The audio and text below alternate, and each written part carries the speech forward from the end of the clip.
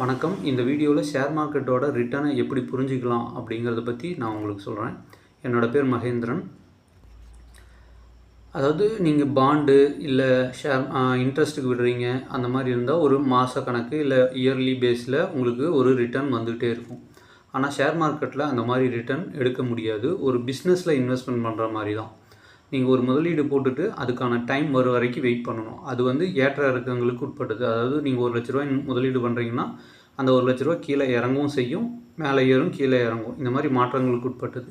நீங்கள் நீண்ட காலத்தில் அப்படியே ஒரு வருஷம் 2 வருஷம் அப்படியே சும்மா சைட்வேஸ்லேயே கூட இருக்கும், இல்லை கீழே இறங்கி கூட இருக்கும். ஆனால் நல்ல பிஸ்னஸாக இருந்து அது ஏறும்போது ஏறுற மார்க்கெட்டில் அது அந்த 2 வருஷம் 3 வருஷத்துக்கான அமௌண்ட்டையும் ரிட்டனாக கொடுத்துரும். அடுத்த 2 வருஷத்துக்கானதையும் சேர்த்து அந்த இயரில் கொடுத்துரும். அதுக்கு தான் நீண்ட காலத்துக்கு மார்க்கெட்டில் இருக்கணும்னு சொல்லுவாங்க. அதனால தான் அப்படியே இன்வெஸ்ட்மெண்ட் பண்ணி வச்சுருங்க அப்படின்னு சொல்கிறது. தேங்க்யூ.